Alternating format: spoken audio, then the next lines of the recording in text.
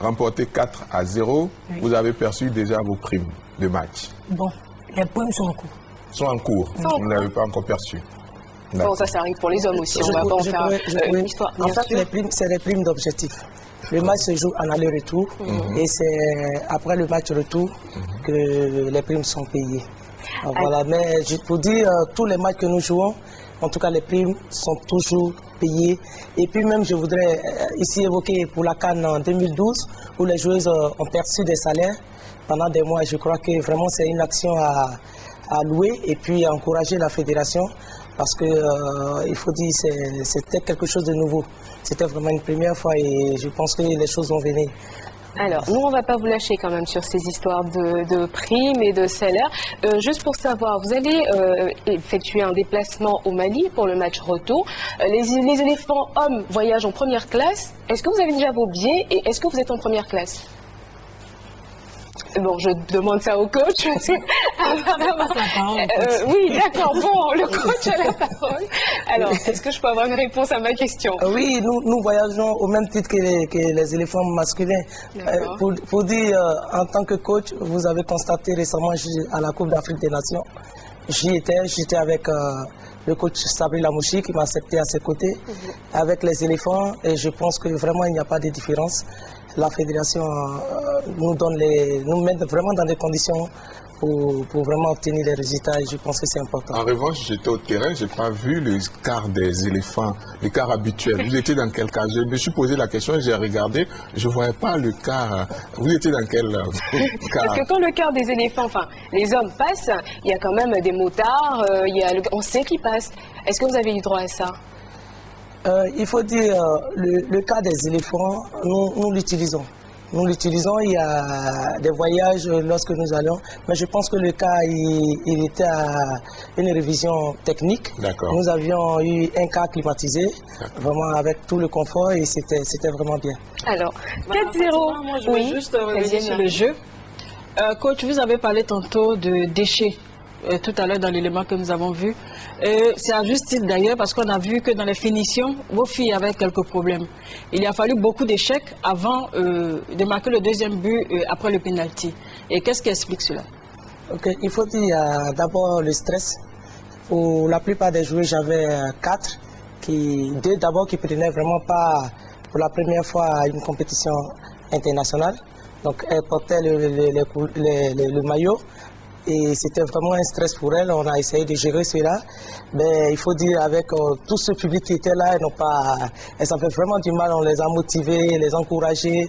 Mais c'est par la suite qu'elles sont entrées dans le jeu. Et il y a également deux autres qui étaient avec nous à la CAN, mais une d'entre elles qui était malade et elle n'a pas pu participer. Aujourd'hui, elle ne prenait pas aussi à cette rencontre. Il faut dire que ce n'a pas été facile pour ces filles parce que c'est un mélange. Le mélange n'a pas encore pris les anciennes et les nouvelles. Et puis aussi, comme je le dis, un match international, il faut vivre cela.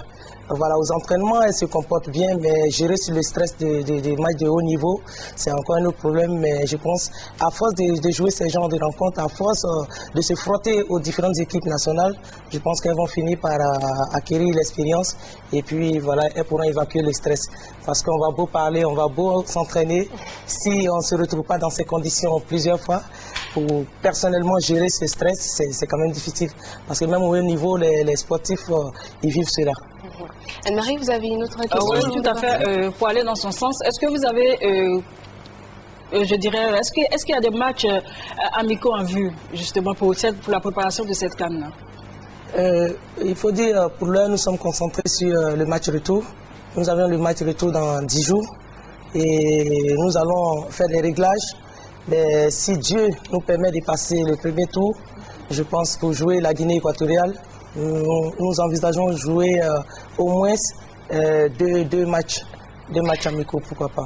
Alors, on va vous permettre de souffler un tout petit peu. On va repartir avec des éléments. La rencontre Côte d'Ivoire-Mali mettait des drapeaux nationaux sur le devant de la scène. Raison alors évidente pour noter la présence des officiels. Daouda Diarra, chargé des affaires de l'ambassade du Mali, et Bertadou, la présidente de la commission football féminin, s'exprime au micro de Oda Legbe. Le match, il y a toujours des roses et des bas. Je reconnais aujourd'hui que l'équipe ivoirienne a mouillé le maillot, tout comme l'équipe malienne.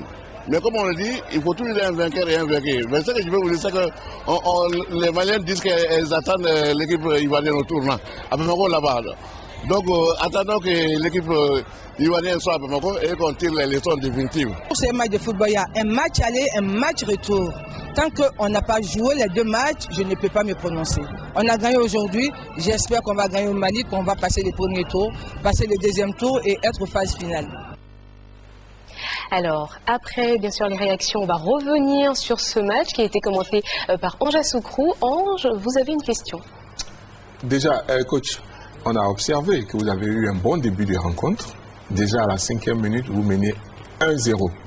On a pensé alors que le match allait être facile pour vous et vos joueuses, mais on a constaté que jusqu'à ce que la première mi-temps finisse, les filles n'y étaient pas totalement. Il y a eu un regain de santé côté malien, en deuxième période également, puis beaucoup d'actions manquées. Qu'est-ce qui explique ce léger passage à vide entre le premier but et la 70e minute avant d'atteindre la 71e pour le deuxième but? Ok, merci. Il faut dire la réaction malienne est tout à fait normale. Quand on encaisse, tout de suite, il faut réagir. Et donc, les Maliennes ont réagi. Nous nous sommes laissés emporter par cette victoire. Les enfants elles se sont dit elles minaient, il fallait négliger l'équipe malienne déjà à la 4e minute.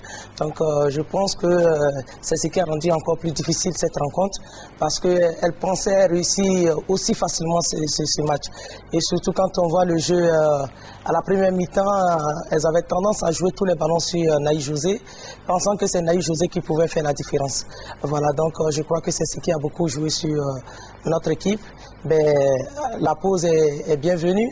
Quand nous sommes allés dans les vestiaires, il fallait vraiment ramener les enfants sur terre et leur faire comprendre que nous avions le jeu en main et c'était à nous d'imposer notre jeu à l'adversaire. Donc revenir, répéter ce qu'on leur avait dit au départ. Et donc je crois que c'est ce qu'elles ont appliqué à la deuxième mi-temps. Et voilà, nous avons réussi à marquer les 4. J'ai pu observer, coach, que vous avez fait sortir votre capitaine dès le début de la deuxième période. C'est bon, elle n'était pas dans le coup, elle n'apportait pas offensivement comme vous souhaitiez. Qu'est-ce qui s'est passé? Oui, effectivement, elle n'apportait pas offensivement. En tant que latérale, dans la stratégie, les balles, je ne vais pas donner ma stratégie ici, mais je pense qu'elle était un pion et un élément vraiment clé dans la stratégie que j'avais mise en place. Et malheureusement, j'ai constaté qu'elle ne donnait pas. Déjà, la première mi-temps, je pouvais la faire sortir, mais je n'ai pas voulu casser le moral parce que ça pouvait être un grand coup pour elle de jouer son premier match international, de porter le brassard. Et puis, du coup, elle sort. Mais ce n'est pas une raison, Mais je savais qu'elle pouvait revenir dans le match et je connais ses qualités, je sais de quoi vraiment elle pouvait apporter beaucoup à l'équipe. Et donc, je l'ai observé, j'ai constaté qu'elle ne donnait toujours pas à la deuxième mi-temps, il ne fallait pas prendre de risques. Voilà pourquoi j'ai décidé de la sortir avec mon staff. Et puis aussi au niveau du milieu de terrain, excusez-moi, mais avant d'aller au niveau du milieu du terrain, vous êtes sur notre plateau, ce serait quand même indélicat de ne pas vous poser la question. Qu'est-ce qui s'est passé lors de cette première mi-temps? Vous étiez fatigué, une baisse de régime ou l'enjeu était trop fort? Qu'est-ce qui s'est passé? Bon, comme je disais, tout début n'est pas facile. C'était pas facile pour moi de débuter un match international. Bon, c'est ça que je disais, au fur et à mesure, je sais que ça va aller. Rassurez-vous, vous n'avez pas été nul non plus. Hein? Vous n'avez pas été nul, vous avez été une bonne capitaine, mais seulement, comme le coach l'a dit... C'est pas les conditions. Non, en défense, ça allait. Mais sur le plan offensif, on n'est pas... Parce que, bon, un défenseur, lui, s'est dit qu'il vaut mieux que je ferme la baraque. Sa première tâche, c'est de défendre ça. Vous avez su le faire. Mais comment vous avez vécu ce moment, le fait que, bon, en tant que capitaine, on vous demande de sortir? Comment vous avez vécu cela? Ça m'a cassé un peu le moral. Mais je devais revenir tout de suite pour encourager les autres. Donc c'est ce que j'ai fait dans les médias. Bel esprit. Oui, justement, est-ce que c'est pas... Je voulais vous poser la question, elle m'a un peu dévancé. Pourquoi le choix donc de Mademoiselle Coutouan comme capitaine? Il faut dire que c'est une joueuse engagée et au niveau intellectuel, elle a aussi un bon niveau d'études. elle est écoutée de ses amis. Licence de droit, oui, elle est en licence de droit. En licence de droit, elle est écoutée, elle unit ses camarades et puis vraiment elle a un bon esprit de groupe. Et au niveau du jeu également, dans le jeu tactique, elle apporte beaucoup et elle sait lier match. Elle se lie, elle est tout le temps en train de communiquer et replacer ses camarades. Et ça, c'est très important d'avoir une personne comme ça dans un match, de communiquer au moment où le match se joue. Donc vraiment, c'est une joueuse qui se donne beaucoup. Et puis, pas parce qu'elle est juste en face, mais pour dire, je pense qu'elle doit revenir et passer le stress parce qu'elle peut beaucoup apporter à l'équipe nationale malgré son jeune âge. Et ça n'a pas justement, elle est jeune, hein, Mademoiselle Couture. Vous avez quel âge? Et 23 ans. Oui, elle est très jeune. Hein. Porter le brassard à 23 ans, on sait ce que c'est. Félicitations en tout cas pour ce que vous avez donné. Oui, Anne-Marie. Oui, coach, je voudrais juste savoir, ça n'a pas créé de frustration que ce soit une jeune qui a sa première sélection, qui soit capitaine alors qu'il y a des anciennes? Et puis, ce que je vais vous dire, cette information est venue des joueuses et surtout de notre cadre, parce que je l'appelle cadre, Niago Jeanne, qui nous a approché, le staff, elle a dit, coach, je vois notre jeune sœur Koutoan Stani, je pense qu'elle peut vraiment jouer le rôle de capitaine. Est-ce qu'on ne pourrait pas l'essayer maintenant? Donc ça a été une idée du groupe et elles ont soumis à l'encadrement technique. Je pense que nous avions tous discuté et puis c'était l'avis de toutes les joueuses, de tout l'encadrement technique. Elle est sortie du lot. Oui, elle est vraiment sortie du lot, je pense. Alors 4-0 donc au match aller. On ne va pas vous demander de dévoiler bien sûr votre stratégie pour le match retour, mais vous avez testé cette équipe du Mali sur votre base. Est-ce que les supporters aussi ont été pour quelque chose dans votre victoire? Franchement, je tenais à féliciter les supporters. Je pense qu'ils nous ont poussés à la victoire. Ils ont été pour quelque chose, ils ont encouragé les filles, ils n'ont pas cessé de supporter. En aucun moment, je les ai vu crier même sur les actions manquées. Ils encourageaient au contraire. Et ça, franchement, je tiens à leur dire merci. Tous ceux qui ont effectué le déplacement, merci à vous tous. Et je pense que vous serez toujours là pour nous accompagner. Nous avons besoin de votre soutien, nous avons besoin de vous. Vous avez été... au départ. Vraiment, vous avez été au départ et à l'arrivée. La victoire de notre équipe, c'est grâce à vous. Je vous la dédie et pour dire que le football féminin avance. Alors déjà, on est surpris parce que vous êtes en regroupement déjà maintenant pour un match qui va se jouer dans 2 semaines. Là-bas, ce sera dur forcément parce que votre public n'y sera pas. Comment comptez-vous contrecarrer justement cette équipe du Mali qui va tout donner? Parce que c'est le match retour et il est décisif. Ok, ce sera vraiment une rencontre difficile. Nous savions que nous partons en terre malienne. Il faut se battre, il faut tout donner. Mais je pense aussi que les enfants, je fais confiance à ce groupe qui se bat. Elles ont une envie de prouver, de montrer ce qu'elles ont appris. Et ça, c'est vraiment très important. Ce sera difficile, ce sera vraiment difficile, mais nous allons aller nous battre pour obtenir notre qualif. Et je pense par la grâce de Dieu, ce sera possible. Est-ce qu'il est plus facile, il est plus compliqué de dire à ces jeunes dames qu'à 4-0, rien n'est encore fait? Parce que vous le dites si bien, mais est-ce que c'est facile de leur inculquer cela, de leur dire que bon, à 4-0, rien n'est encore fait? Oui, elles savent parce que si dans cette rencontre nous avons pu marquer 4 buts, il faut dire aussi que l'adversaire peut aussi nous marquer 4. Surtout que c'est à domicile que nous gagnons 4-0 et elles auront aussi leur public. Donc elles peuvent si nous leur donnons cette occasion, elles peuvent, mais il faut se battre, il faut tout fermer, il ne faut pas encaisser. Voilà, donc c'est surtout ça le langage, il ne faut pas encaisser, il faut être collectif. On est vraiment regroupés et puis voilà, on explose.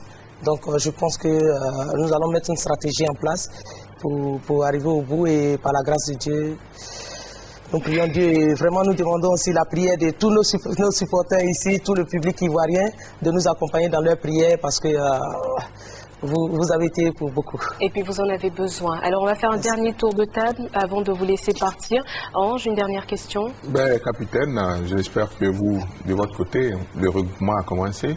Vous êtes déjà prête pour le match retour, mentalement. Physiquement aussi. Ah bah oui. Non, je vous laisse compléter. Mentalement c'est bon, physiquement aussi c'est bon. Comment vous, en tant que capitaine, vous voyez ce match retour? Bon, En toute chose, c'est l'humilité. Hein. Et ne pas minimiser l'adversaire. Parce qu'on ne sait jamais. Le football est un sport très ingrat. Au moment où on ne s'en rend pas compte, c'est là qu'on se déçoit.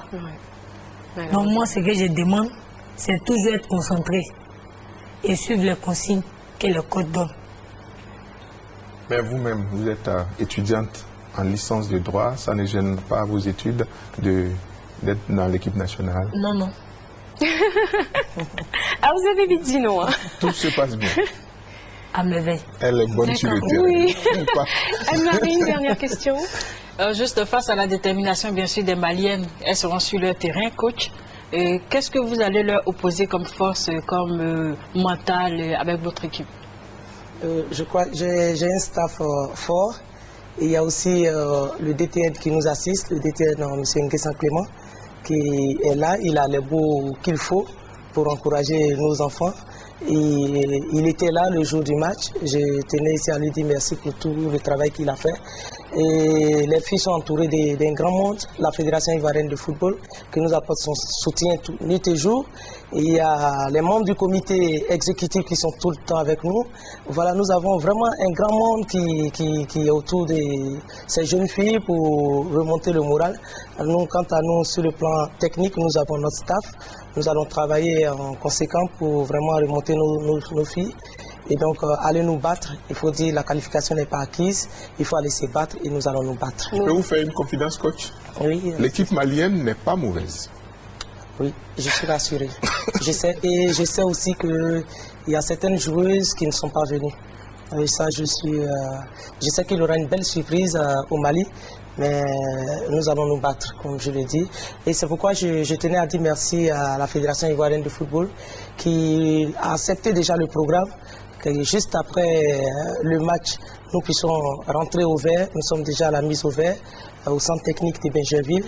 Nous allons travailler dur et puis nous allons au Mali une semaine avant la rencontre, permettre aux filles de s'adapter au climat et puis déjà faire une belle rencontre. Voilà, donc je pense que nous avons toutes les conditions pour vraiment avoir un bon résultat et je pense qu'il faut que nous nous battions. Et nous allons nous battre. En tout cas, merci beaucoup de représenter la Côte d'Ivoire aussi dignement. Merci pour ce match. Belle victoire 4-0 qu'on a pris du plaisir à regarder. Et on vous souhaite beaucoup de bonne chance, pour ce match au Mali. Merci. Et on va vous libérer. En tout cas, merci beaucoup d'être venu sur notre plateau.